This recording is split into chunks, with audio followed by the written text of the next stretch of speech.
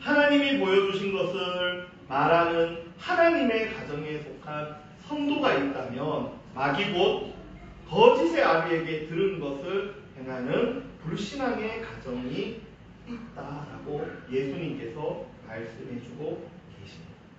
그래서 예수님께서는 이 세상 가운데 하나님의 가정을 세우시기를 원하셨습니다. 말씀을 한번 쭉 살펴보겠습니다. 요한복음 1장 12절에 보니까 영접하는 자 곧 그 이름을 믿는 자들에게는 하나님의 뭐가 됩니까? 자녀가 되는 권세를 주셨다. 또 다음 말씀 보시면 뭐라고 얘기하십니까? 그 기쁘신 뜻대로 우리를 예정하사 예수 그리스도 말미암아 자기의 아들들이 되게. 하나님은 우리를 자기의 자식으로 아들로 계속 삼으려고 하셨어요. 왜? 가정을 만드시려고 하셨어요. 물로 만든 세례의 의미가 바로 가정으로 연합된다는 의미라는 것. 세례는 예수님과 연합하는 뜻을 가지고 있습니다. 그래서 어떤 사람은 물이니까 죄를 깨끗하게 씻어주는가 보다 라고 얘기하지만 물은 깨끗하게 씻는 것이 아니라 죽이는 겁니다. 여러분 물에 빠지면 어떻게 됩니까? 죽습니다. 그런데 원래 세례는 어떻습니까? 침례교에 가면 목욕탕에 사람을 담궈버립니다. 완전히 누워서. 그리고 그 사람을 그 물에서 다시 끄집어냅니다. 우리가 약식으로 세례를 하지만 환경이 조건이 이루어지면 침례로 해도 괜찮아요. 물속에 들어간다는 의미는 뭐냐 하면 죽는 것.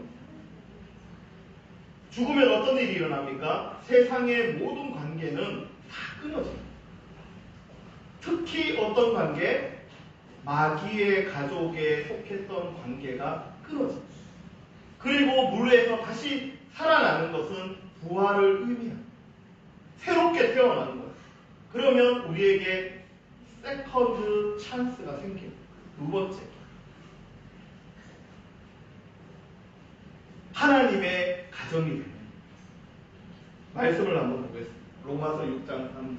같이 읽겠습니다. 시작. 무릇 그리스도 예수와 합하여 세례를 받은 우리는 그의 죽으심과 합하여 세례를 받은 줄을 알지 못하느냐. 아멘.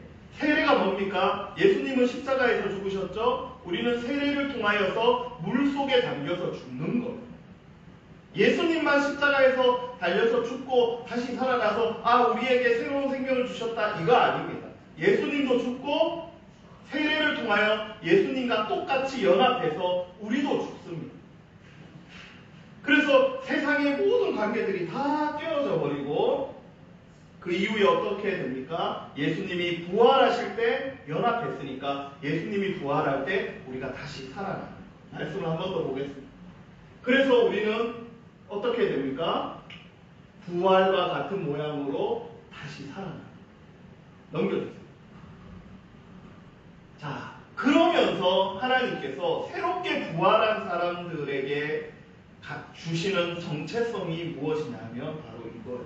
같이 한번 읽어보겠습니다. 시작. 너희는 다시 무서워하는 종의 영을 받지 아니하였고 양자의 영을 받았으므로 아바 아버지라 부르짖느니라. 네.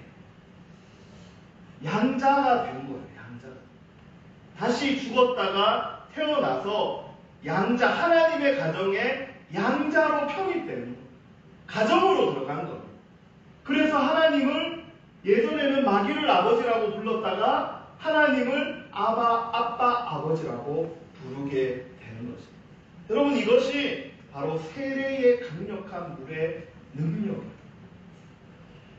세상 사람은 특히 마귀는 이것을 알기 때문에 피는 물보다 진하다라는 이 격언을 세계 만방에 퍼뜨리게 되었던 것입니다.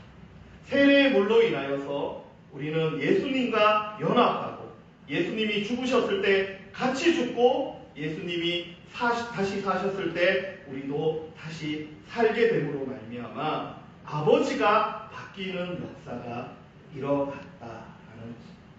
여러분 피로 맺어진 가족이 중요합니다. 저도 하나님께서 피로 묶어준 우리 가족들 다 사랑합니다. 그러나 세례의 물은 다시 살리시는 물이다. 그래서 죽었다가 다시 살아나면 모든 관계가 끊어지고 살아났을 때 다시 관계를 맺게 되는 거예요. 그래서 예수 믿기 전에 여러분 어땠습니까? 저도 예수 믿기 전에 저희 가정이 싫었습니다. 예수 믿기 전에. 저기 경상도 안동의 시골 산골에 태어난 것도 억울해. 나 그냥 조금만 누가 좀 해주면 잘할 수 있을 것 같은 마음이 제 속에 있었어요. 그리고 아버지로 인하여서 저희 가정이 별로 화목하지 못했어요. 그래서 매일같이 어떻게 했느냐? 저번에 지난주에 얘기했나요? 화가 머리끝까지 닿아서 매일 살았다. 초등학생 때. 성격도 삐뚤게 나가고 정말 사는 게 사는 것이 아니었어요. 그런데 예수를 믿고 세례를 받고 나서 관계가 새로 만들어지기 시작해요. 아버지를 이해하려고 하고 사랑하려고 하고 하나님께서 이 가정에 나를 보내어주신 이유를 찾기 시작했던 거죠. 이게 뭡니까? 세례의 물의 능력이라. 이것이 뭡니까? 하나님의 가정으로 편입된 자가 살아가는 삶의 방법이라. 저는 이것을 영적인 재부팅이라고 얘기해요. 우리 컴퓨터 하다가 렉이 걸려서 막 컴퓨터가 안 되면 리셋해버리거나 껐다가 다시 키잖아요. 재부팅하면 다시 되는 거죠. 이것이 세례의 물을 통하여 주신 하나님의 복이라. 세례 안 받으신 분은 세례 이제 올해 우리 정아리 성도님도 세례를 받으시고 세례를 받고 하나님의 가정에 편입되면 이러한 은혜와 복들이 우리 삶 가운데 있게 됩니다. 말씀의 결론을 맺겠습니다. 그리스도인의 정체성은 세례의 물을 통해서 확립되는 것입니다. 그래서 세례를 통하여 죽었다가 하나님의 자녀로 다시 살아날 때에 세상에 내가 가졌던 모든 관계들이 다시 연결되고 되어진다라는 회복의 관계죠. 가정에 대해서 내가 저주하며 살았다면 가정을 사랑하는 관계로 다시 회복되는 거예요.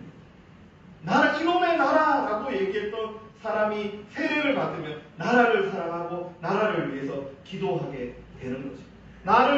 나를 미워하고 나를 어렵게 만들었던 사람들과 새로운 관계가 만들어집니다. 이것이 복음입니다. 세례의 물의 능력입니다. 오늘 예수님께서 요한에게 보라 내 어머니다. 그들은 피 한 방울 섞이지 않은 요한에게 예수님께서 자신의 어머니 마리아를 의탁하면서 너의 어머니다.